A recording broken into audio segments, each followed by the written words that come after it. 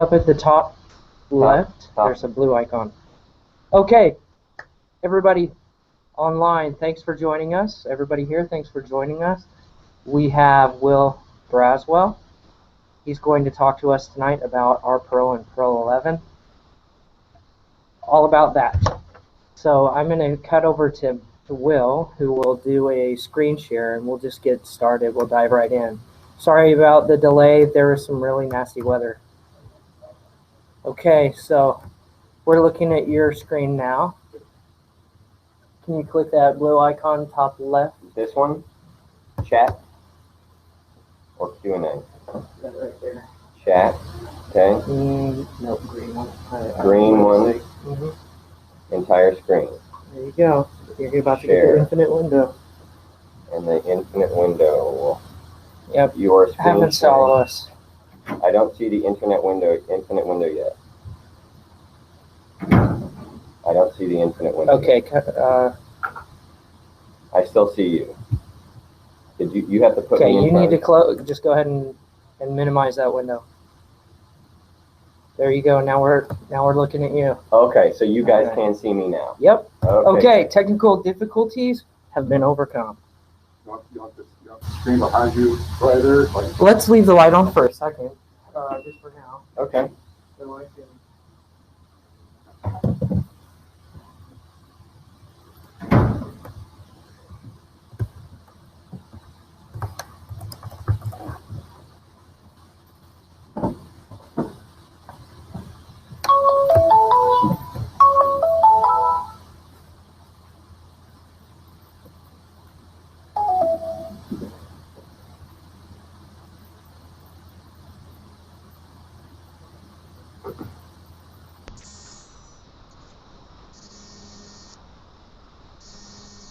Great. Oh, you're going to have to mute yourself there. Yep. Anybody who's on the hangout is going to have to mute. Ooh.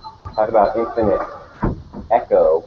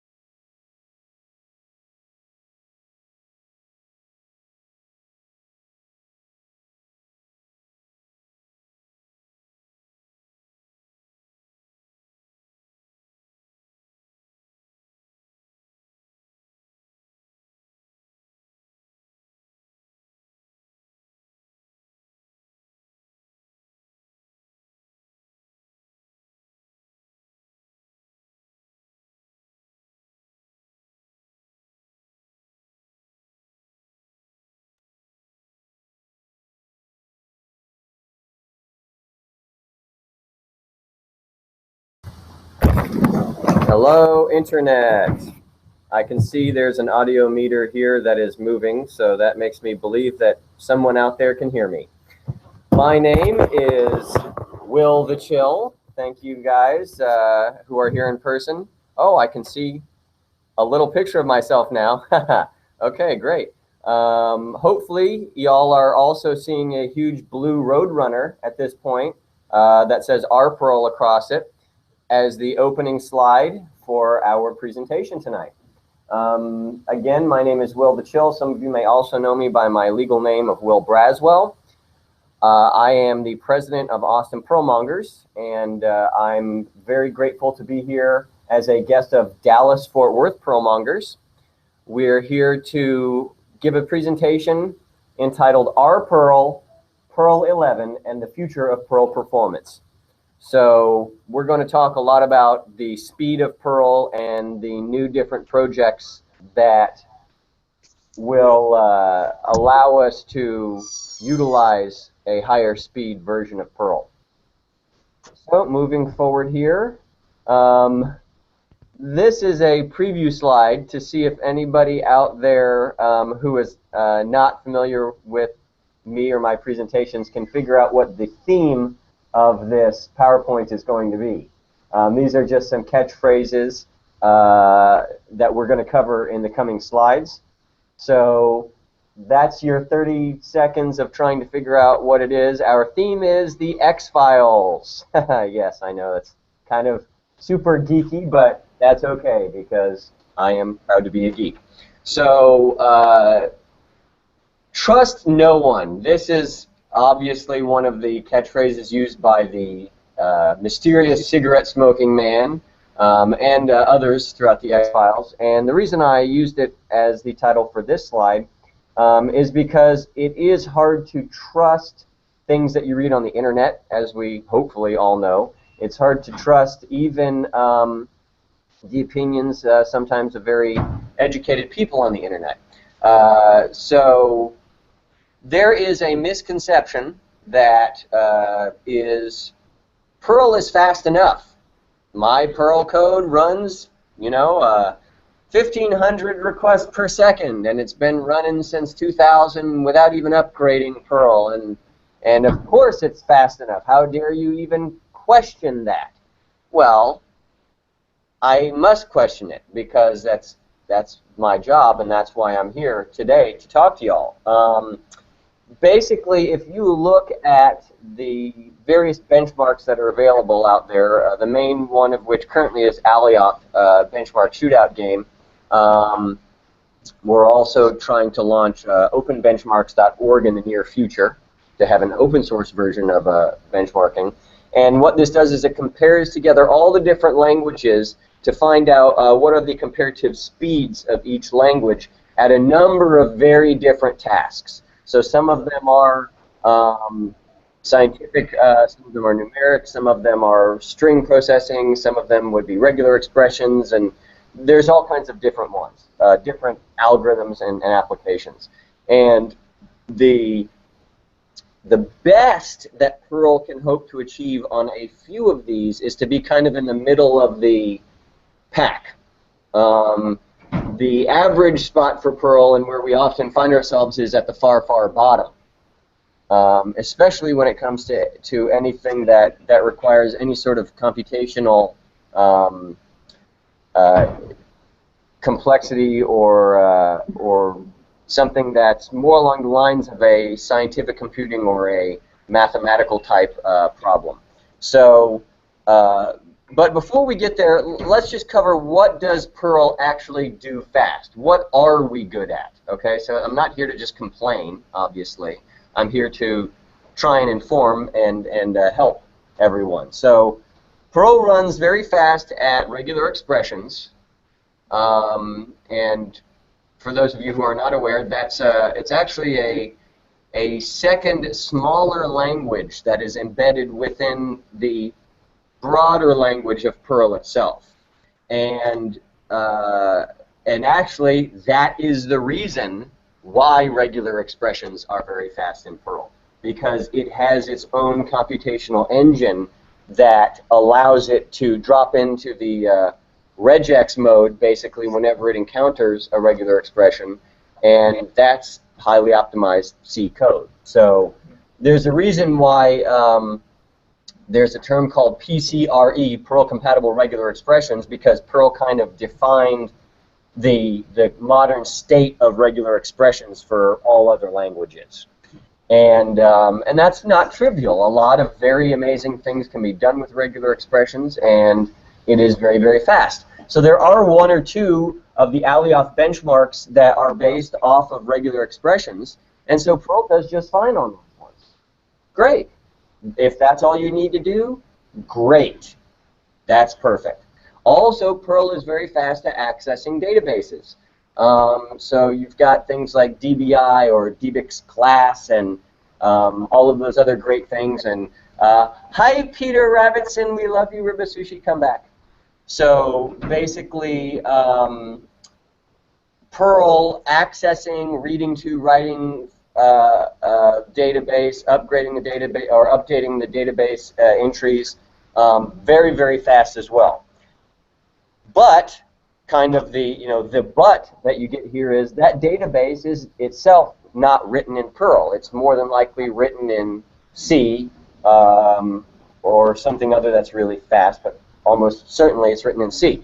So really the two hugest things that I can say Perl is like super good and fast at don't really count as Perl. Okay, the database is an external code written in probably C, and the regular expressions is a separate engine also written in C. So people will often fall back to saying, well, in general, Perl is really good at string processing because it's, you know,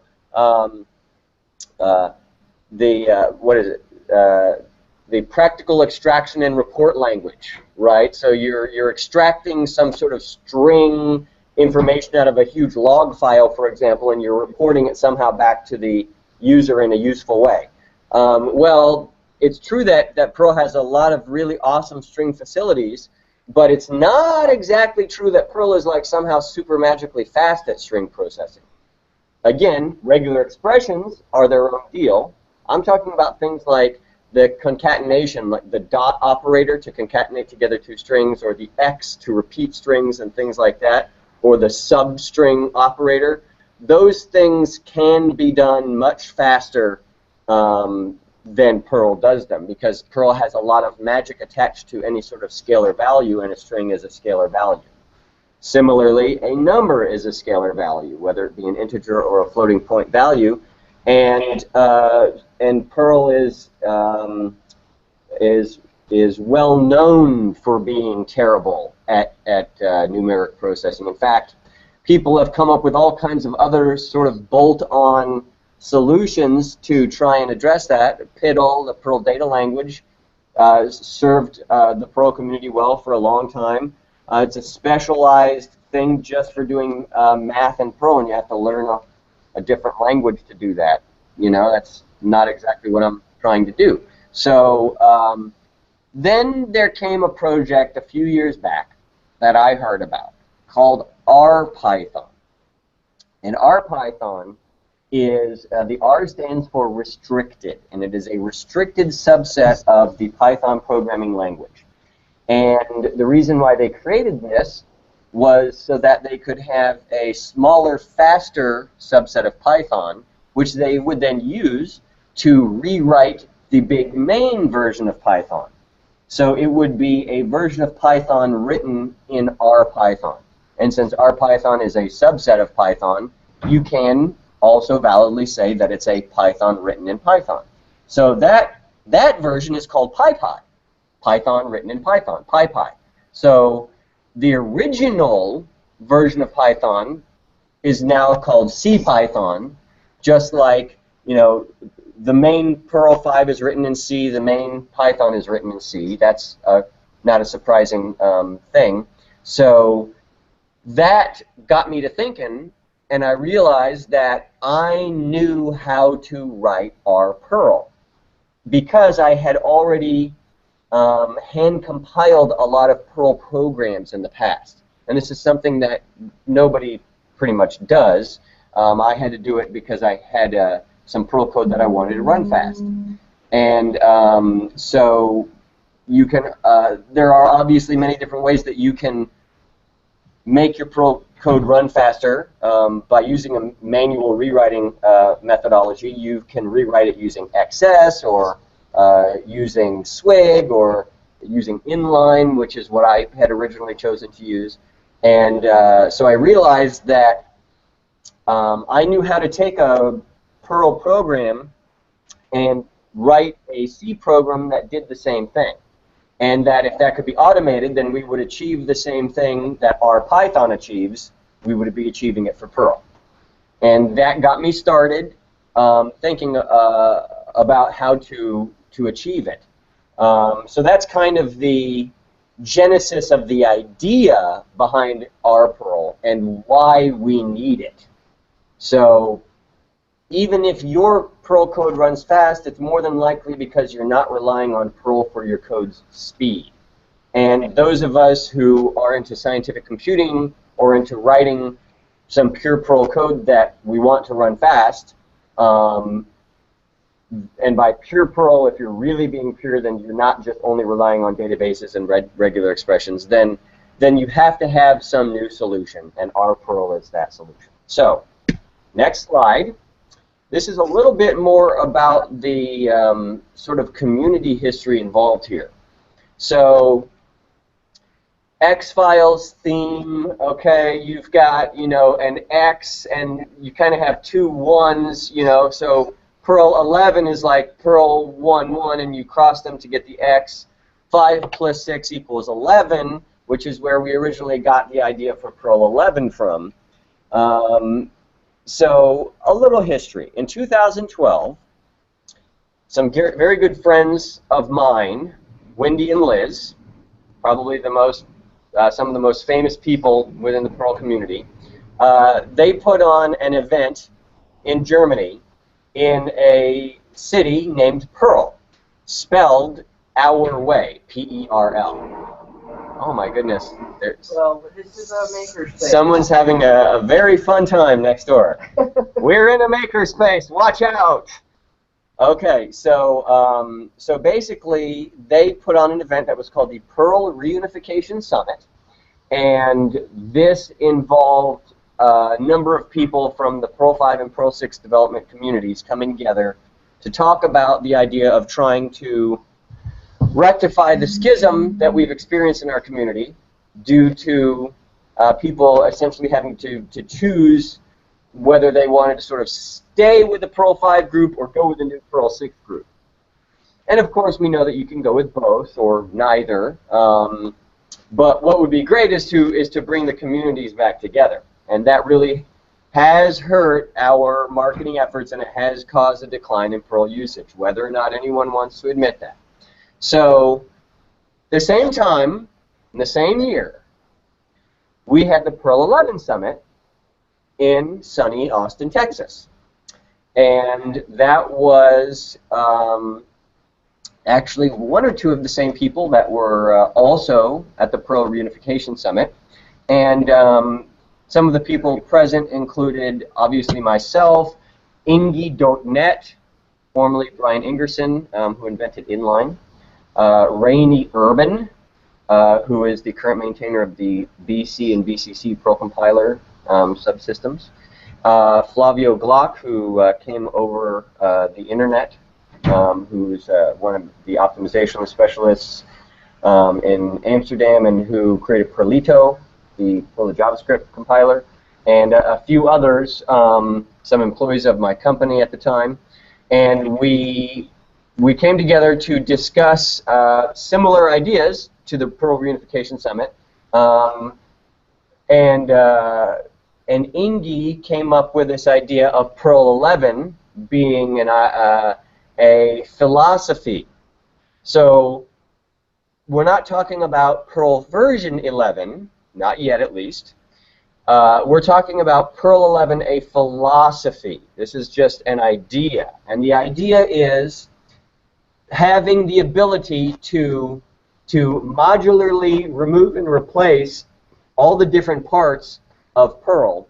So sort of achieving pluggability at all levels was one of the key catchphrases that Ingy had come up with. And we were brainstorming and trying to come up with all the best ways to approach this and everything. And so my personal focus has been performance, and remains that to this day. High performance computing, speed is king. And so when we finished our brainstorming during the Perl 11 Summit, we all kind of went back home trying to figure out what was going to be our implementation of the Perl 11 philosophy. So my implementation of the Perl 11 philosophy is RPerl. And it's not the only one. So we'll also mention that Rainy Urban came up with some very good ideas as well. P2 is, again, kind of back to like the Perl 11 becomes an X, or you can put them together and, you know, become a 2. So P2 is Rainy's very futuristic attempt to re-implement both Perl 5 and Perl 6 from scratch, using the virtual machine called Potion, which was written by a past programmer named Y the Lucky Stiff. So P2 will probably not be ready for several years, but it is under development at this time, and has been for quite some time. Also, Rainey then later came up with the idea of CPerl. And CPerl is kind of, in a way, named after cPanel, Rainey's company. cPanel is a company. cPanel is also a software by that company. And for those of you that don't know cPanel, it runs on many or most of the servers on the internet, which is one of the reasons why we can still say that Perl was used to build the internet, and Perl still runs on most of the internet. So the company, cPanel, wants their code to run fast. They have Rainey working full-time on the BC and BCC compilers to help startup time, mostly BC. We don't do too much with the CC compiler because it doesn't totally do everything we want it to do, but a lot of the ideas of the BCC compiler have gone now into CPerl. And CPerl is a total fork of the Perl 5 language. Rainey is the only guy crazy enough and super smart enough to actually pull this off. So Rainey has actually done an actual fork of the entire Perl 5 source code. And on top of that, he has then incorporated a huge number of his own micro optimizations, which, when you add them all up to a robust and complicated Perl 5 code base, you can get a significant speed up. You could get even up to 2x speed up. So this is where we're at right now. Basically, CPerl is out there, production ready. You can download it and use it now, and it works for all of Perl 5, all your high magic code, all your stuff off of CPan. There should be very little to almost nothing in normal Perl 5 code that does not run through CPerl because it is a fork of Perl 5. So if you love high magic code, complicated Perl code that does weird stuff, and you love $_ and you really love all your obscure CPan modules and Moose, and you've got to have the whole kitchen sink, then go ahead and just upgrade to CPerl and tell your company why they should support CPerl and why they should tell the Perl Foundation and Perl 5 quarters to re-merge the CPerl changes back into the mainline Perl. But right now, we have a fork of Perl, CPerl, it's stable, it's production ready, and it runs about twice as fast as normal Perl 5. So these are some of the things that came out of Perl 11, some of the primary ideas. We also have some sort of secondary ideas. I mentioned Perlito, that Flavio Glock had already been working on, and that is a Perl to JavaScript compiler. So you can run most high magic Perl 5 code in your web browser. It's maybe an experimental type thing. It's not exactly supposed to be used for production, but it's a very interesting project nevertheless, and it may yet be utilized in some important way in the future. You've also got some other side projects or lesser projects. gPerl never went too far, but that was an attempt to re-implement Perl 5, I believe, to run on the LLVM back end, if I remember correctly. And then some of you may also remember Pony. This was a major attempt in the Perl 5 community about a decade ago, give or take. And this was when Parrot, the virtual machine, came out, and a lot of people thought that we would be able to use the Parrot virtual machine to compile Perl 5 and Perl 6 and other things. Well, Parrot became something that was not a Perl virtual machine and did not achieve full technical success or product launching, but important ideas still came out of it, and Pony was supposed to piece by piece rewrite the Perl 5 internals to target the Parrot virtual machine. So Pony would have been the Perl 5 on Parrot. and it would have essentially completely replaced the existing Perl 5. Well, it didn't, and we still have the same existing Perl 5 that we had the last 28 and a half years. So, well, not Perl 5 all the way back 28 years, but the same Perl. It's never been a new Perl on new internal engine, as Pony stands for. Until, of course, you hit Perl 6, but we're not quite there yet in the discussion. So there were a number of other secondary ideas that came out that didn't quite reach fruition, but that we still learned important and valuable lessons from. I want to believe, as Agent Fox Mulder, Special Agent of the FBI, would say, he wants to believe in UFOs. Well, I'm not too worried about that right now. What I want to believe in is the Perl community and our Perl technology. And a lot of people out there are saying Perl is dead, or Perl is an old language, or Perl is so 90s, or, you know, Perl is COBOL, or, you know, there's a lot of put downs on that. And a lot of valid reason to think that because of the decline in Perl recently, again, more than likely primarily due to the split in the Perl community. So we have a real legacy. We've got 28 years of Perl that we're building on. We've got the world's most extensive open source library sharing network, CPAN, Comprehensive Perl Archive Network. Other languages try to copy us and wish they had CPAN, but nobody can come even close. And granted, there's a bunch of stupid software or crappy software on CPAN, but there's a bunch of diamonds on there as well. So it's hard to argue against CPAN. It's been called the killer app of Perl because it's not obviously just an app. It's an entire online repository of software, but it can be utilized to speed up the development of open source Perl software significantly because you don't have to reinvent the wheel. Someone out there has already done some part of what you're trying to do, and you can find it on CPAN. Usually, a bunch of different people have done different versions of what you want to do, and you have to pick one, which could be a double-edged sword. A sword. Ooh, chop, chop, swinging sword. So, we've also got an awesome community. The Perl community is, again, hard to beat, okay? I want to say hi to all my Perl friends.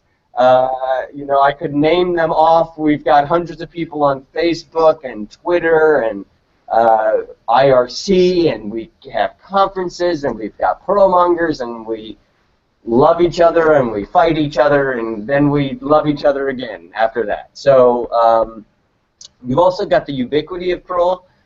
You know, Perl 5 is everywhere. There's a reason why operating systems use Perl 5 as the language of choice for their installers, because Perl runs on nearly everything, so obviously they need their installer to run on everything, and so you're going to want to choose Perl to do that.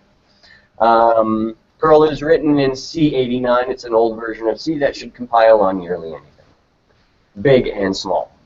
And, you know, so I want to believe we have this awesome legacy that we're carrying forward. We are the Perl monks. We're the Perlmongers. We're the holy men that invented the internet, and we're going to invent the next version of the internet if we can just get over this hump. Get it? Camel hump? Yeah. I'm just full of terrible puns today and every other day. So I want to believe we have this awesome future ahead of us. So we've got this legacy that's coming up from behind. We've got this future up ahead. Perl 6 was released on Christmas, and it wasn't Christmas in 2002. It was Christmas in 2015. But that's okay, because the world didn't end in that interim, and we made it. And now we have Perl 6. And thank you to St. Larry and Jonathan and everyone that helped that to happen. So Perl 6 has some just amazing features in it that you know, every other language should not only be jealous of, but be scrambling to figure out how they're going to do it somehow. And it's going to take them 10 years, and we're already got it. Okay, so yes, Perl 6 is awesome. They've got a new asynchronicity, concurrency, and parallelism framework in Perl 6 that is going to be nearly impossible to beat. The Perl 6 has its own sort of new kind of community. So I've got my little Perl 6 badge here with Camellia the fluttering butterfly. Thanks, Liz and Wendy. So the Perl 6 community is like the goody two-shoes community of the world. It's like we just want to love everybody, and anyone who wants to come to Perl 6, it's wet sloppy kisses and huge group hugs for everybody. So it's not exactly the same sort of dog-eat-dog flame war that we're used to in many Perl 5 cases. It's a different kind of community. So you just have to kind of change as things go along. So there still really is a Perl 5 community and a Perl 6 community, and we are still trying to reintegrate and reunify those two. And you know, I suspect that, and I hope that sort of the mostly friendly attitude of Perl 6 will win out in the end. I suspect it will. Hold them with kindness. So just don't kill them. Just love them to death. I mean, just love them. That's all. Just love them. So hackability, Perl 6 is written in some method that allows it to be much more hackable than Perl 5. And by hackable, I don't mean someone can hack into your computer and steal your information. I mean that it's easier for people to contribute to Perl 6 than Perl 5. Much, much, much easier. Contributing to the Perl 5 internals is nearly impossible. So don't even worry about trying. But if you want to contribute to Perl 6, you can. You can do it as a normal programmer and just kind of hop in and get going. So I want to believe that there is so much value to the past and future of Perl that it is worth dedicating my own technical career to pursuing these lofty goals that we have.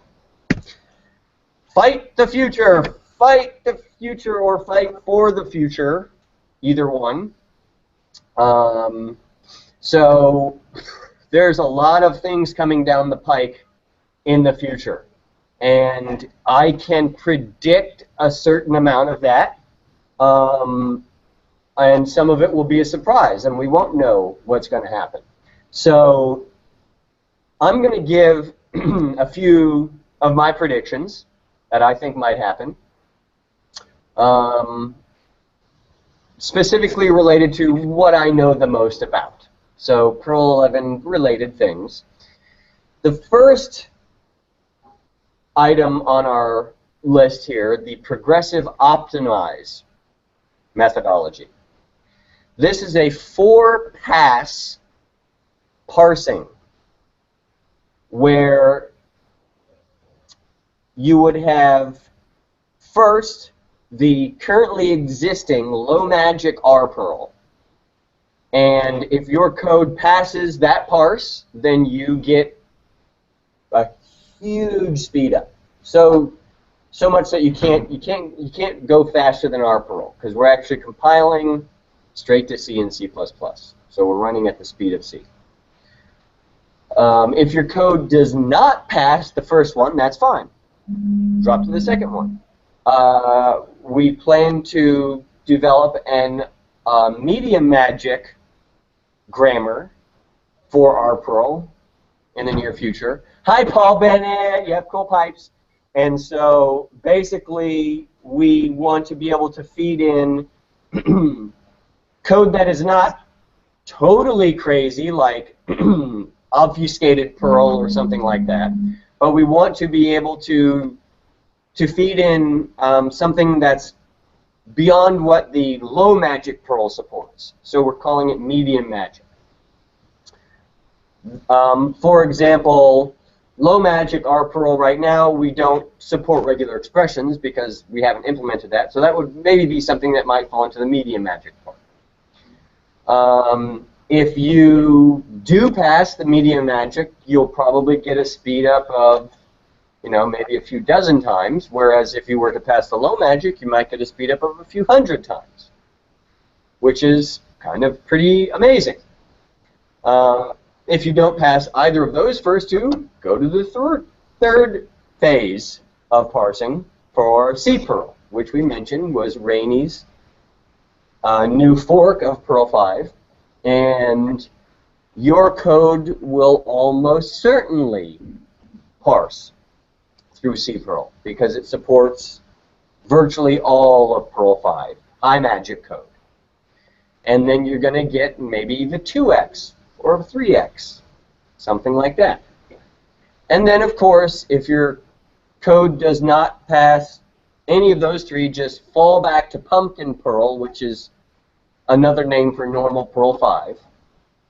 And hi, MST.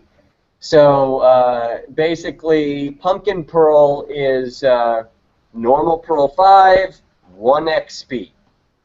So if on the tiny off chance that your code did not run through CPerl, then of course it's going to run through Pumpkin Perl because that's just regular 1x speed.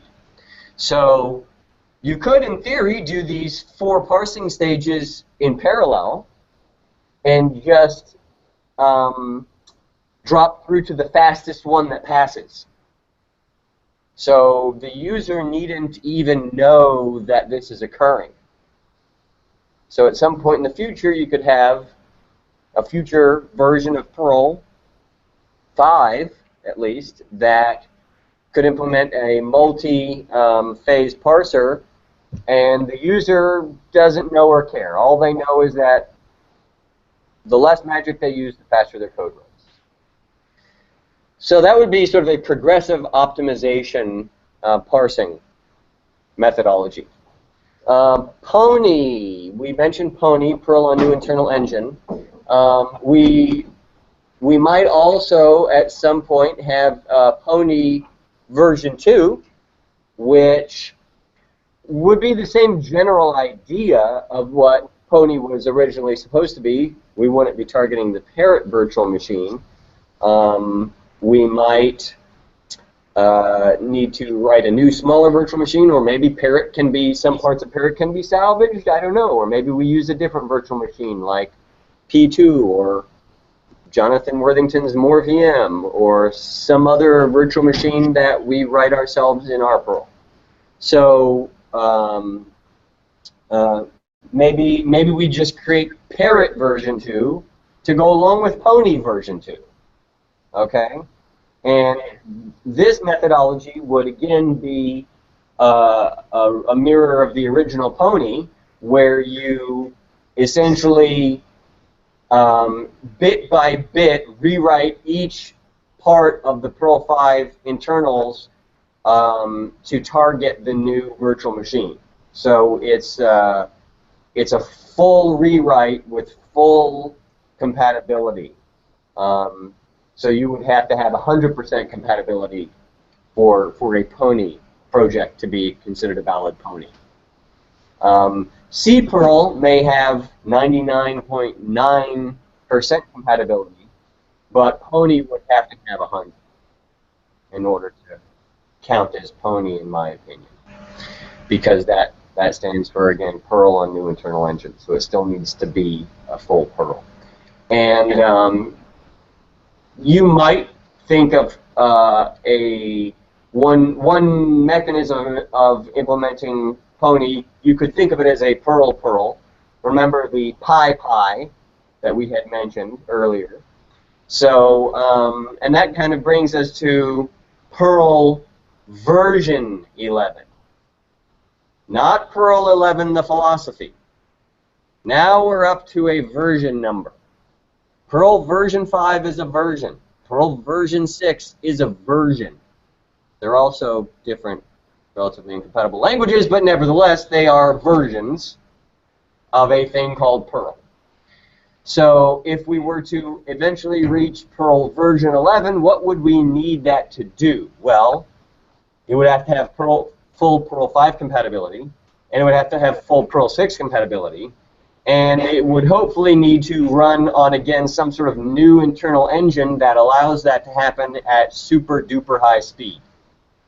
Because Lord knows we don't need to get any slower than we already are. We just need to get faster. So you could think of that as sort of a Perl 5, a Perl 5, and a Perl 6. And Perl 6 already is kind of Perl 6 because it's written using NQP, not quite Perl 6, and that's kind of an RPerl-like idea, but it doesn't actually compile into C code. It compiles to more VM, so you're still running dynamic code in a virtual machine that's far too slow for what I'm trying to achieve. So we are talking about still getting close to the metal and running at the speed of C for all of these solutions that I'm talking about. If it's running slower than C, in other words, if it's not at the top of the list, it's not good enough for me. So a lot of people balk at that or laugh and think that I'm crazy over the years, but here we are with a working RPerl version 1.7, so they can laugh themselves silly for all I care. Nothing important happened today. Well, we did come to Dallas, and that was an important thing. This is a an apocryphal historic misquote that people believe was King George of England talking about the beginning of the American Revolution and maybe trying to put down the Americans or diss them in some way. People say that when he heard about the American Revolution, he wrote in his diary one line only, which was, "Nothing important happened today." That didn't actually happen. It was actually one of the kings of France who did that because, again, apocryphally, due to the Bastille Day or French Revolution, and a similar idea that he was trying to diss the revolutionaries. And that also appears to be false. It was supposedly because the French king went on a hunt and King Louis didn't catch anything on his hunt, or maybe he didn't even make it out to the hunt at all, so he wrote one word, rien, which means nothing, in his diary for the day. So that got twisted so far out of whack, but I wanted to use the apocryphal meaning of even kings can miss important things. And the idea was that a king missed an entire revolution because he just wasn't paying attention, or he thought that these petty little revolutionaries would never amount to anything. And here we are in the great country of America and the even greater state of Texas, and we no longer are ruled by a king, either French or British. So they did miss something important, even if that quote was taken out of context or misquoted or whatever. But the thing that I'm talking about here is smart and important people can still be mistaken. Smart and important people can still just look right past something important that's staring them right in the face. Who am I talking about? I don't know. Anyone in the Perl community who's not paying attention to Perl 11. Anybody who only cares about Perl 5, or anybody who only cares about Perl 6, or anybody that only cares about their one Perl application. Because whether you like it or not, you're going to be reliant on Perl 11 for the future of your code, one way or the other. Perl 6 will not last forever, just like Perl 5 did not last forever. And they are incompatible largely, and they must be made to be compatible. And they are super slow, and they must be made to run fast. So you can't dismiss this unless you're just going to bury your head in the sand. So this is a sort of a quiet revolution. I will give you the first demo of RPerl version 1.7 today, and I do believe that Perl is the king of languages, and I believe that Perl in the past, even more so, was universally seen as being the king, at least of dynamic languages, back in the early days of the internet. And I believe that Perl can and should, and in my opinion must, regain that stature to show the rest of the programming community how it's done, so to speak. We invented most of the web built on CGI back in the day. We showed everyone how it was done, and everyone followed suit. The future holds some very amazing things for humanity. I believe that Perl can play another major role in that. So the truth is out there. The truth is still out there. The truth has been out there for quite some time, but it's been obscured, as it were, by great and ominous clouds. And, you know, sort of living at on our mountaintop of the Perl monks and the Perl gurus and wizards, and we're sort of having our head in the clouds, and we don't understand. The world is still kind of passing us by, but we do still possess the truth. The truth is that Perl is the most advanced language in the world, or languages, and the truth is that we've put all kinds of new information up through Perl 11 that was not available before. So you can look at performance benchmarks to see how fast RPerl would run compared to other Perls. Sorry, there's a typo here. Learning RPerl is supposed to have an uppercase P. I think that OpenOffice really hates it when I try and do that, and it switches it when I don't look. But we are writing a book thanks to the Perl Foundation. Hi, Makoto. Hi, Mark Jensen. And everyone who voted for us at the Perl Foundation. So we are on our second grant now, working on a textbook called Learning RPerl. This is written in the style of Learning Perl. Hi, Rangel Ashworth and Brian DeFoy and everyone else who wrote all the awesome O'Reilly books. So we are, you know, coming up in the same tradition as the original Perl books, choosing common exercises, programming exercises that people would learn as they go along, and implementing those in RPerl. So you can actually take the exercises that you've written in Learning Perl and Learning RPerl and put them side by side and compare and contrast the two. And that's a way of learning about high magic Perl versus low magic Perl. And here's a hint: low magic runs way faster. You should have figured that out by now. Faster. We should have got out our presentation. We've got stuff on Facebook and all the different social medias. We are on IRC. We chat on IRC. Pretty much we're on there all the time. You can come find us on channel Perl 11 through the irc.perl.org. We have a normal website of just rperl.org. You can find us on all sorts of different places online.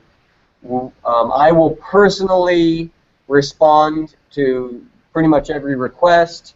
You can file issues on GitHub if you find a bug in RPerl, and you can chat with us if you want a feature added or just have any questions. So there are mechanisms for support, and there are resources out there. And if you go to rperl.org now and click on the Use RPerl button, there's a link to the 0th edition pre-release of Learning RPerl. There's only got a few chapters written so far, but there's already a ton of code examples in the appendix that you can use to learn how to program RPerl. So call me. Call me. If you're here, you can get one of our spiffy business cards. which look like this, with the Roadrunner on there. If you go to rperl.org or austin.pm, you can probably find my cell phone number hidden in there somewhere and call me directly if you really want to. Mulder and Scully and Skinner and I would all love to have a nice, soothing, bubble bath conversation with you about RPerl. So that's the end of our PowerPoint presentation.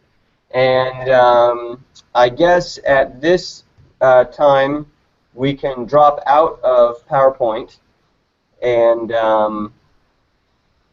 give a chance for anyone that may have any questions to ask them before I start moving on, because I know I've just been talking this whole time. So I will pause for just a moment, and I'm going to get a drink, actually. Mug root beer, for when you've just got to have some beer in a mug. Although this is neither a mug nor beer, so I guess that's pretty much false advertising.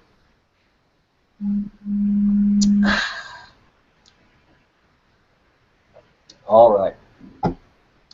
So, now what we should be seeing is a copy of my Eclipse programming environment. It's an IDE called Eclipse.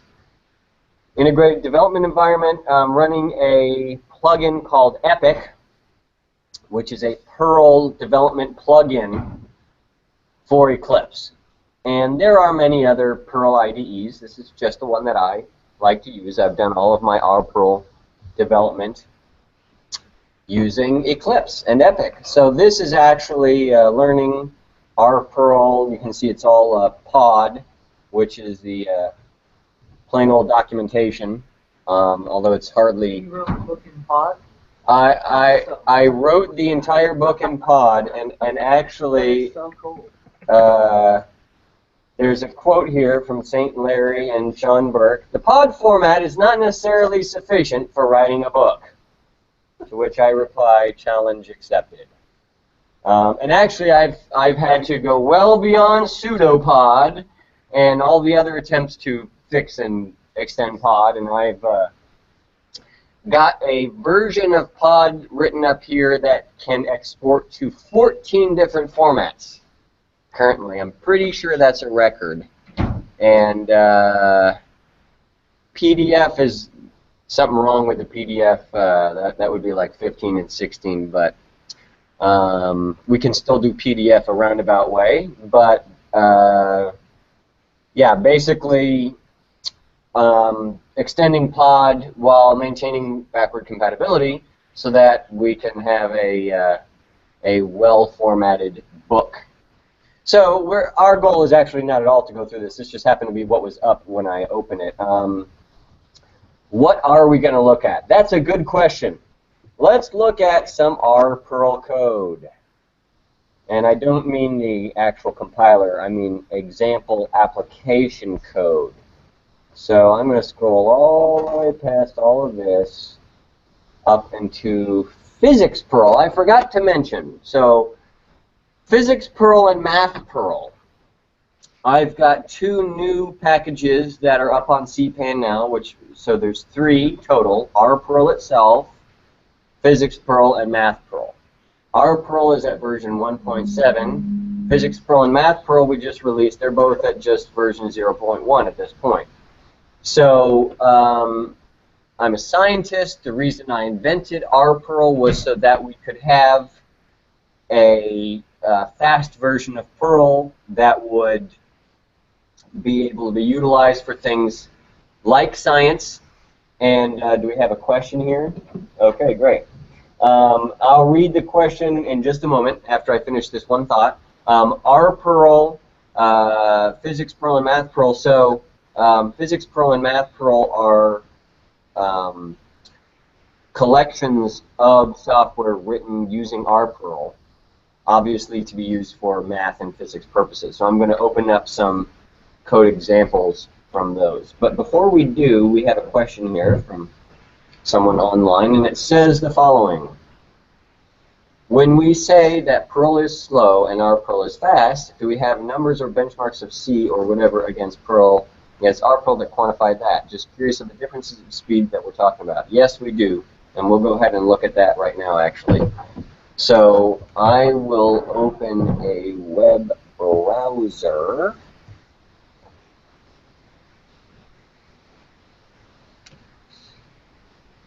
And hopefully we won't slow us down too much to do this. Okay, there we go. So, RPerl.org. Scrolling down to benchmarks. All right, so here we go. How much faster? This much faster. So, what we're looking at here is a long explanation of the technical stuff involved. We've got a couple different ones, and I need to just add some more, but there's only so much I can do in the day.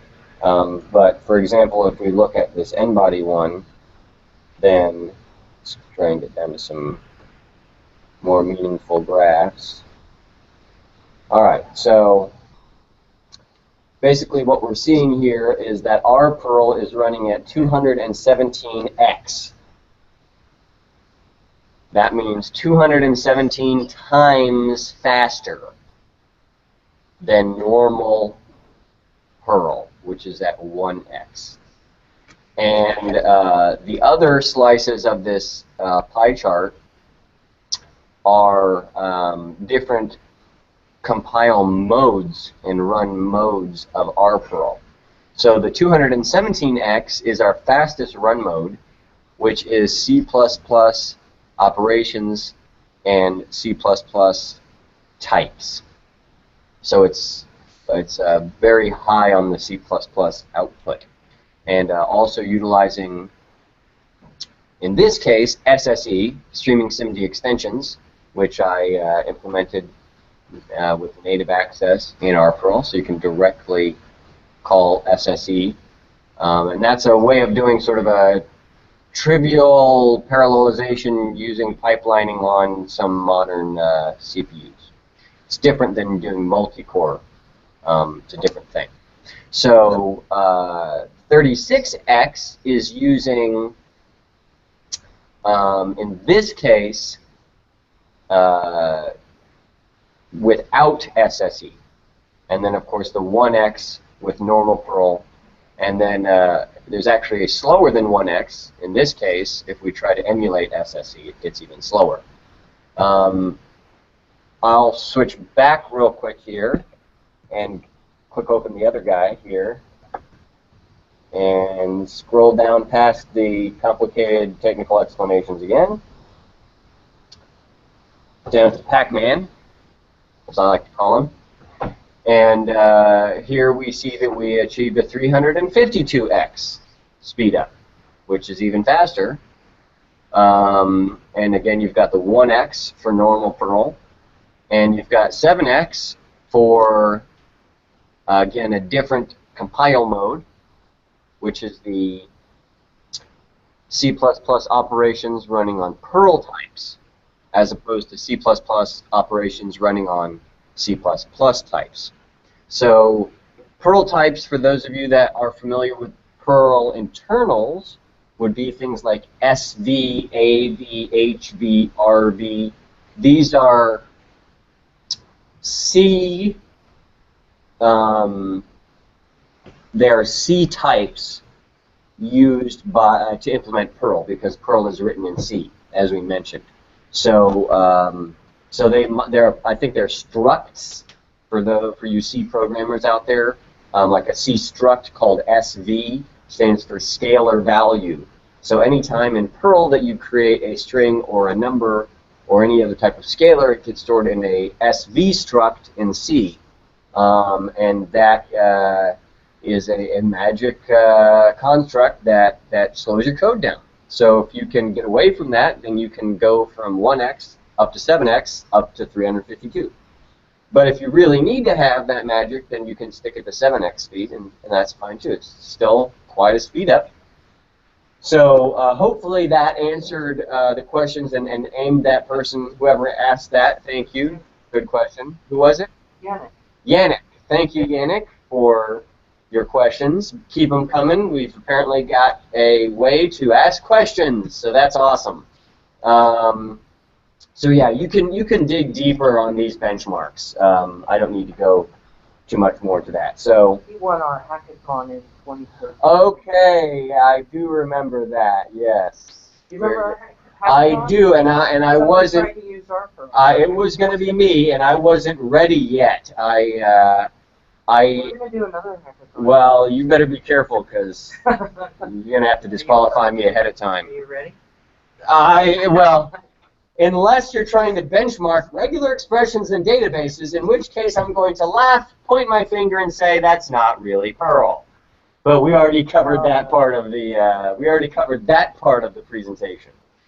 So so yeah, if you've got a computationally intensive algorithm that can be written without relying on a bunch of crazy high magic internal Perl stuff, then it would be almost unfair for anyone to try and compete against me because it would be impossible. Anyway, that's my answer to the benchmarking speed question. So there you go. Let's switch back here to some code. What I was going to do was open up some uncompiled RPerl code and then look at what it comes out to be once it's compiled. So here's a piece of code written in RPerl, which is a subset of Perl 5. So anyone who knows Perl 5 should understand this code pretty much without too much problems. It's formatted in a specific way where we've got, you know, certain things at the top, certain things in the middle, and then the subroutines at the bottom. And it does have to be that way, at least for right now, because that's the order in which the R programmer parses things. Ooh, looks like we've got another person joining the video chat there. Cool. Okay, so one of the things that you'll probably notice here, and the main thing to notice, is we have types now. I've added types to Perl. So, for example, here's a hash ref. That's a type. Okay. This subroutine has a return type of void, and it happens to be a method because it's being called on an object, for those of you that are familiar with object-oriented programming. Hold on. That sounds like magic.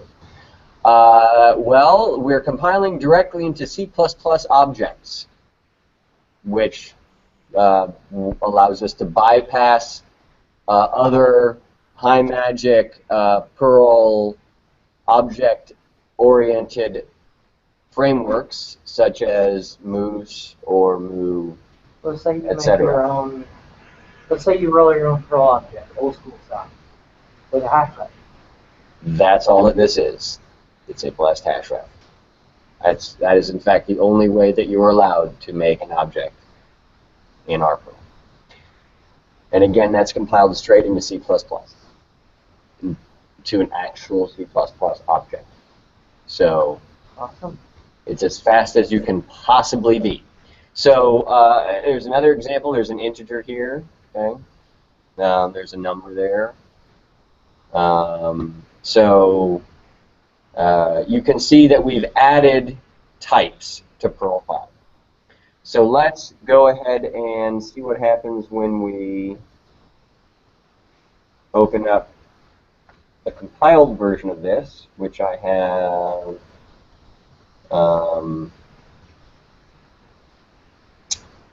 right here.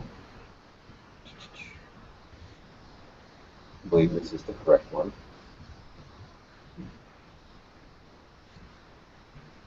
Okay, so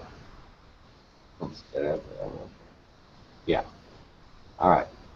So here's our function that's called init, our subroutine in Perl. Init. And here's our compiled subroutine. This is generated automatically by RPerl, pre-compiled version.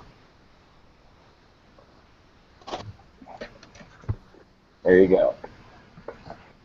I am showing you that Perl 5 and C++, when properly compiled by the RPerl compiler, That's pretty great. are nearly identical. We are not outputting obfuscated code. We're not generating garbage that no one will be able to understand. We are outputting pristine, pure gold C++ code that compiles with any standard C++ compiler and runs at the fastest speeds that you could possibly hope for. So this is just an example of what the input and output of RPerl would be. And of course, RPerl calls the compiler for you and actually compiles it all up for you. So let's see. We can go ahead and try and run some code.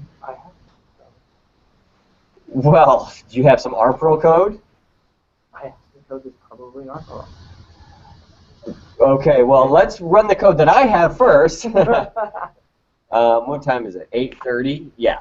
Well, I don't know if we're going to get to extra code tonight, but I would actually love what. I'm just curious. Tell me what code you're in so I can think about it for future reference. I'm just curious once you write it out. Do you have a web browser open over there?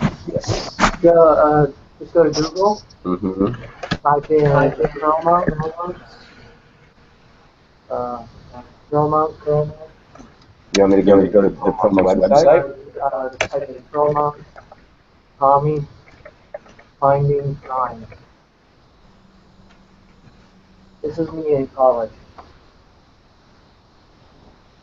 So my math professor asked me to do something, and I went back, having used Perl a lot, and I thought, well, maybe Perl can help me find times, because my teacher said, figure out the biggest prime number you can, basically. You'll see it in the post. Perlmonks.org is always slow. But when the prime were renders, in a second. There you go. So there's me asking the question back in 2003. Well, you're doing some Is any of that math? some relatively magic things here, like taking references and returning references and using $_ and stuff like that. But this, you could upgrade this to RPerl in probably about 10 minutes, which I'm not going to do right now, but we can certainly do later, at a later time. So, yeah, this is an example of something that would easily lend itself to RPerl. So I would say yes on this. Oh, and it was approved by our friend Flavio Glock. Thanks, Flavio, for something in 2003.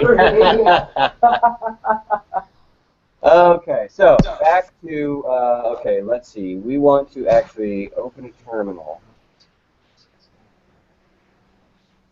So,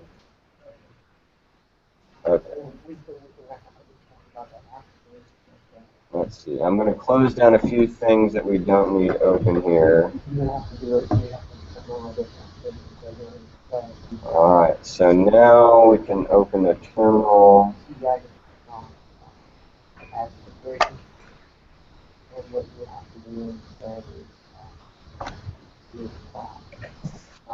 Okay. So at this time, I'm going to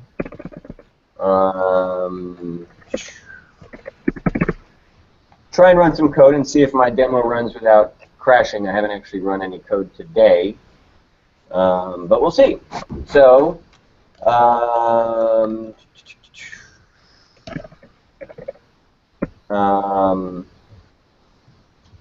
All right, the first thing I want to do is take a look and see if there's anything that's already compiled.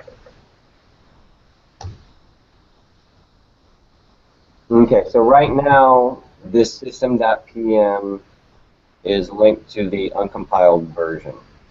So what we want to do is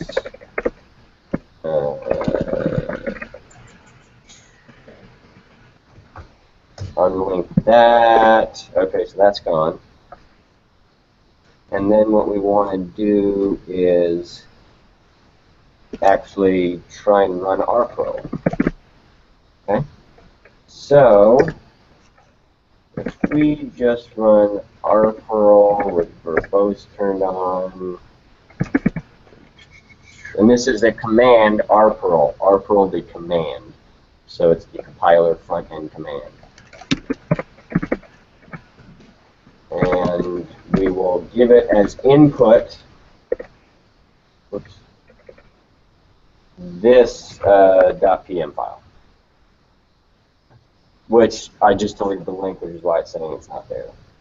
Oh, actually, you know what? I realized I do need that link there because that's what the input is for. Oops. Okay. So let me recreate that link.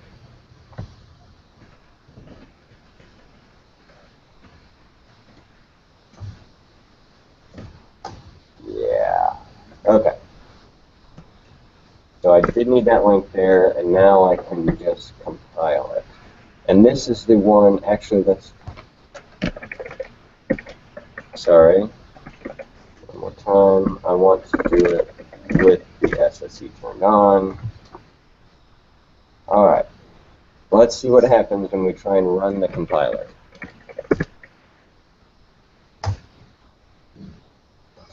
It'll take a moment to compile RPerl helper scripts themselves, because RPerl has a bit of it, has to bootstrap itself the first time.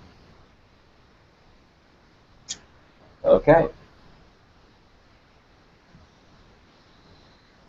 All right. Well, the compiler ran. So what we can see here is, ignore the warning. This is because I'm an RPerl developer, so I have more than one copy of RPerl installed on my system. It's showing us our input file is a .pm file, and that it's going to output 2 or possibly 3 files, PMC, .h, and a .cpp. PMC, most people, even Perl programmers, are not familiar with this. This is, it stands for Perl Module Compiled or Perl Module something, but essentially, whenever you do a use foo in your Perl code, it first checks if there's a foo.pmc before it checks if there's a foo.pm. So if you put something in a PMC file, it will load instead of the .pm. So when we compile, we create a PMC file that triggers the CPP file. So that's kind of the way that works. It shows up the various modes that we're in. So we had mentioned CPP types running using C++ operations. It does search for dependencies, and it did find that system.pm is dependent on body.pm. So it had to add that guy on there. So we actually ended up with one dependency input file and one normal input file. And then there are multiple phases. There's the parsing phases, of which there are 3. So first we just do a normal Perl syntax check. Then we do a run through Perl critic on the most highest level of brutal. And if you can pass Perl critic on brutal, then you can try to pass the RPerl grammar. And if you pass the RPerl grammar, congratulations, you're going to be super fast. So at that point, it generates the C++ code and saves it into the output files, as we had mentioned before. And we will defer the subcompiling until the first time we actually run the code. There's a few more tricky things to work on when that's triggered, and it just kind of it might call the subcompiler more than once for no reason and make you wait a little bit longer than you need to. I just realized that what I wanted to do was actually run the code before compiling it, so I'm actually going to do an uncompile. There's a U option for uncompile, and I'm going to have it do a full uncompiling of everything.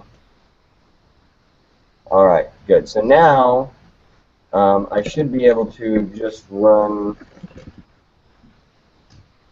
my script here. This should be running uncompiled slowly. There we go. N body stands for N number of heavenly bodies, and we can see here the gas giant planets in our own home solar system revolving around the sun there in the middle. These are using real physics gravity calculations, and this is actually part of the benchmark suite. So it's supposed to run a certain number of times, and it's supposed to give you a certain gravity calculation energy output, which we can see here is the energy that it's calculating. After a certain number of millions of steps, then it should come out with some specific energy at the end. So there you go. It's running kind of choppy, but it's running. This is running in regular Perl, 1x speed. So let's go ahead and quit out of that guy. All right. And now go back to compile. Just got to do the bootstrap again because I did a full uncompile. Now, if I'm really cool, I can run the same thing again, and it's going to go fast. And now it's doing that deferred subcompile, which it has to do on the first time to plus code, outputted C++ code. So it's compiling your C++. It's running GCC right now. It's running GCC right now. In the background. Secretly. I could turn on debugging and see all kinds of stuff passing through the screen right now. Maybe I should have more interesting instead of just sitting here. But it's going. It's compiling. And it's filling up my memory. CPU and memory and network. Woo! There it goes. And we actually have graphics turned on with very finely grained graphics right now. But this was the benchmark that we had seen earlier. It looks choppy, but if you saw it on my screen, it's going smoothly. With graphics turned on, you have a huge overhead in graphics. But if we turned off the graphics and ran the benchmarks, then that was where we came up with the 200 some odd X that we were looking at the first pie chart a few minutes ago. So there you go. This is Perl code that does not realize it is compiled. This is Perl code that does not even think that it's compiled. It thinks that it's being interpreted, running through the Perl 5 interpreter, but it's really compiled C++ code. So that's one example. Let's look at another one. What was the other one? Oh, we're running short on time, and I don't want to go over. But I could show you all kinds of other stuff. I've got a fractal demo. I could tweak all the settings on these to make it run even faster and stuff. We don't have time. Okay. Obviously, I could go on for weeks about this stuff. But there is something for 1.7 that nobody has seen yet, and that I want to show for the first time in this demo. Up through version 1.6 of RPerl, we supported compiling what you would think of in the Windows world as a DLL file. So most people, even if they're not Windows programmers, I'm not, but we still have heard of a DLL file, okay? And this is a type of library that it helps other programs run, but the DLL itself does not actually run. So you can't like double click a DLL file and expect a program to pop up and do something for you. But when you click on the real program, which is a .exe file, it needs the DLL to run. So if you delete the DLL, then the exe won't work. So they need each other. It's also possible to have everything that was in the DLL inside of the exe, so you can delete the DLL and have the exe standalone, but it's just going to be a bigger file size. So that's why we have DLL files, so that we don't have every exe being 100 megs or something. It would just fill up everybody's hard drives real fast for no reason. So I'm using Windows file extensions as examples just because they're very well known. Everybody's heard of a DLL file. Everybody's heard of an exe file. Well, the exciting thing that we've released in RPerl version 1.7 is support for compiling initial basic support of standalone exe files. So up through version 1.6, you could compile a .pm Perl module into the PMC and CPP and .h files. And that would act analogously to a DLL file, and there's probably even a way to turn that into a DLL file in Windows.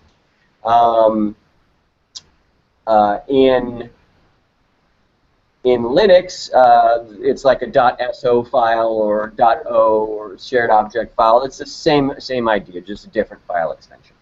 So now I've added the new code that will allow us to compile into a standalone exe file, and I've just barely started on this. So all I'm going to try and do is do one or two little things like sort of a hello world type program, and show compiling into a standalone exe file that does not need to call the Perl interpreter.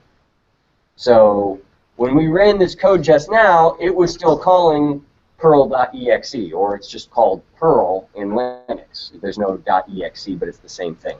So you're still calling the Perl command to load the PM file, to load the PMC file, and so forth. But if you have a standalone, you don't have to call the Perl interpreter at all. So let's look at that as our closing exercise for the day. So I put that in learning RPerl, I think.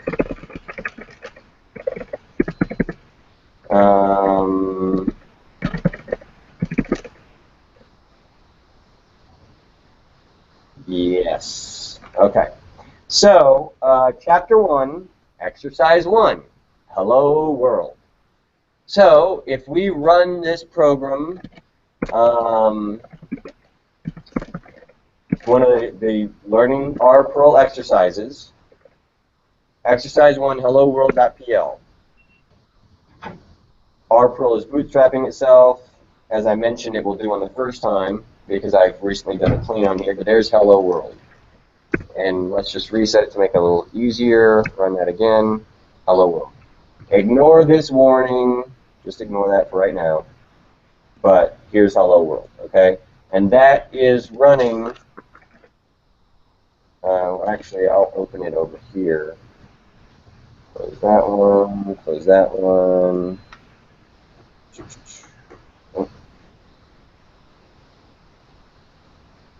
Okay, so here's your code. Very straightforward. Print hello world. Yes, you still need this boilerplate, because otherwise it won't run. But all you're really doing is doing a print hello world. So let's run that through the compiler now. Where am I at? Okay.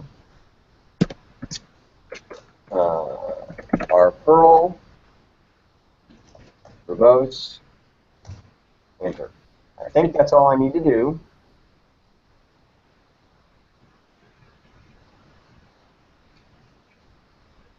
We do not defer the subcompile phase when we're compiling an exe. And it just compiled it for us, and it just ran the code. And actually, I think that I will give a disclaimer. This is unfinished and experimental, And one of the things that I need to fix, it's in my to-do list, is that actually just ran the original interpret code, but we're about to run the compiled code. Let's take a look at the compiled code first.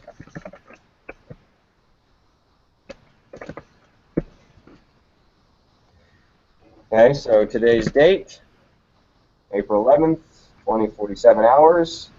So we can see that the CPP file was just created, and also it compiled into a standalone program with no, I could have put .exe on here, but in Linux we don't put a .exe. And now I just run it by deleting the .pl off of there, and I'm still working on my print command as far as getting my new lines correct. Still experimental, but it just printed hello world. So let's take a look at that code that it just generated real quick.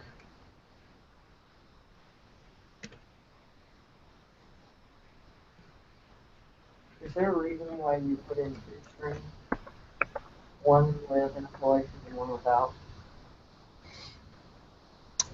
Yes. Is it because you want because we do not, because string interpolation is high magic, and it slows things down, and we don't support that. So again, you do something like just pull all your variables out of the string. and try that? If you need to, sure. Or just use commas or dots. So here's the input code. Here's the output code. It's a little more wacky, but you can see that the hello world lines are lined up there, and this is all just boilerplate, and this is all boilerplate. But this is the same operation as this. And actually, I think I had some other code that was formatted slightly differently. Yeah, this is what my target is going to be for output here. If only that I like being able to look at my code and go like this.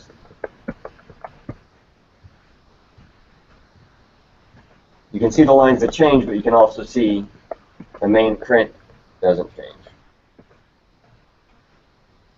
So, end line means that was end L for being end line? Yeah, okay. new line and end line are equivalent in this case. There are subtleties on how they work, but I'm still working on this. Is code that's work in progress. But essentially, what we're seeing here is the ability to compile to a standalone exe. There's several options that we give. You do RPerl -? or -h. There's a lot of options that I've added just recently. So you can specify your compiler, execution mode, code labeling, uncompile modes, all kinds of settings here, and specifically this guy, the subcompile mode.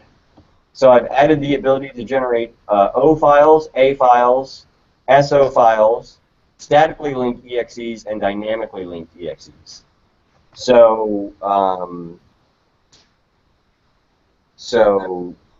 we're actually opening up a lot of the options that you have in a real C compiler because I'm calling a real C compiler. I'm passing through your Perl compiling preferences to the C compiler. And the way that our Perl is built actually allows that to occur. So if you want to compile your .pm file to a .so file to ship off to your buddies, now you can do that. And that was previously impossible. So, Except for like Perl .c. Those are packagers. Those are not compilers. Basically bundling. They're a way to zip and bundle code without compiling it. So packaging code is fine, but I'm not here to present a code packager. I'm here to present a compiler. So we're actually compiling the code. So I think we can probably wrap up the demo there. I could go way deeper, but I won't right now. Do we have any pending questions before we finish that we need to answer? Anybody online, or is something that I'm not aware of because I haven't been following along on that? I've just been talking. Got people texting me. Surely they must know that I'm busy right now. Okay, any final thoughts or questions from the online peanut gallery? Give them a second.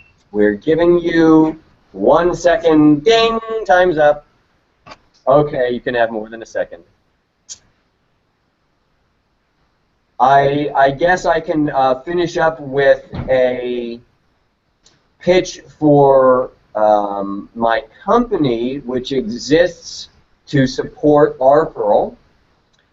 And if you need custom code written, if you need someone to help you upgrade your existing code, or if you would like corporate training to teach your team how to use the compiler, all of these services and more, we would be happy to provide to you. The name of our company is AppTech, and we're just a startup company, just launching now, so you can contact me through the rperl.org website, and I will get back in touch with you.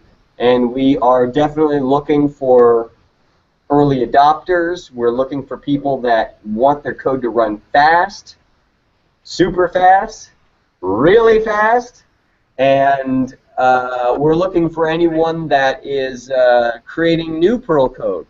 Maybe you have an idea for something that you haven't done yet. You want to start from scratch. Well, what better way to start from scratch than to just start with RPerl from the very get-go? Because then 100% of your code is going to be compiled. Instead of having to fight with your own self later on, and oh, I should have done this better, and now I've got all this high magic, and it's making me slow. Well, if you have an existing code base, that's fine, but if you have a brand new code base, and you have the option of starting from scratch, why would you not want your code to be compiled?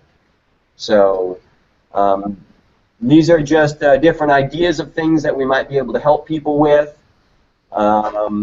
You can email me, william.braswell@autoparallel.com, and you can find my phone number encoded on the austin.pm website. So if you scroll down to the bottom of the website and you're not a spam bot or a telemarketer or somebody like that, then you can call me up, and I would be more than happy to talk about what your personal projects may be. Tell me what your ideas are. I'll work with you. We'll get your prime number thing up just as a fun, example of what we can do together. I might even be able to throw that in as one of the code examples that we share with people, or put it in Learning RPerl or something like that. And these are, a prime number generator is a small sort of toy program, but it's an example of something you could compile, and you could choose a huge program to compile as well. So this example of Perl falling over. When I try to run that code, it chokes. Okay. Right. So it's an example of something that works, but very slowly. That's why I wanted to. Yes. Let's put this in RPerl. It will run super fast. It will run so fast. The little reference thing was just there because I was getting cute with the way I was doing string interpolation. Okay. It was just multiplying something and then putting it into a string in a here doc. Oh, okay. It's completely. The actual algorithm for generating the primes doesn't require magic. No, so and it's probably terrible. But I mean, you were in college. We'll let you slide on that one. Don't show that on your resume when you're. I know. Okay, well then I think we've reached the end of our evening together. I would like to say thank you again to everyone online who has joined us, everyone that's watching this in the future. You got to see a recorded version of the first demo of 1.7, and everyone here in person, y'all are the first to see this. You saw it here first. So with that, I will just say, here's to Perl! Cheers! Thank you.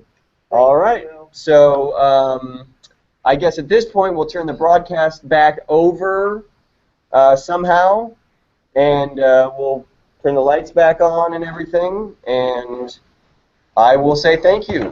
Bye! Thanks, folks, and special thanks to Will making that drive all the way out from Austin. I know is not fun, and he got here right in time, just in time for rush hour too. But there was pizza. There was pizza, right? Yes, delicious pizza. Delicious pizza.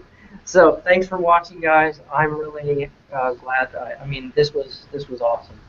I'm really glad that I got to see this, and I do plan to use it. Great, so, great. I've been trying to put together a second hackathon. Okay. That and what? Count me in, 100%. Absolutely. It's going to. What I want to achieve is kind of what you're putting together in the Learn RPerl book. Okay. You know, you're trying to help people learn. It's something that I started with some of the guys here in DFW.pm called the One Perl per Child project, where it's an advocacy program that we want to generate a curriculum for kids to learn Perl. And to learn Perl well, you know, good Perl. Not the right-only, awful stuff that Perl gets a bad rap for. And the way that I want to make that happen is provide that to them in a web browser. Okay. So basically, go to a website, type in Perl code, and execute it. Okay. Woo! Security alarms going off here because Perl can do things like open WebSockets. I mean, you can write rootkits and all kinds of. You can write viruses. Perlito would allow you to solve that problem. But I want them to be able to run it against a full-fledged version of Perl. Then that's going to be and that's the challenge of more the tricky. hackathon. Yes. That is the challenge of the hackathon. To take input from the browser, to run it through a Perl compiler safely, and to provide the output. And I've in previous meetings laid out how I think that this could be accomplished safely using Docker. Well, there's definitely that option if you want to still leave them with super crazy high magic, or if you were to use RPerl, it should remove most of those security issues right off the bat. So it's going to be very hard to do weird, malicious, tricky things with RPerl. Not impossible still, but you have to compile the code through the C compiler, so you're not using all of the high magic stuff available in Perl 5. So definitely something worth investigating further, I would say. Probably beyond the scope of a 5-minute talk, but we'd have to do a deep dive on that one. Yeah, well, I'll be in touch. Absolutely. Thanks again for coming out. And for you guys online, thanks for watching. You can visit dfw.pm.org for information about our PerlMongers group. And you can check out Will's site, RPerl.org, for information about RPerl. Thanks, and have a great evening.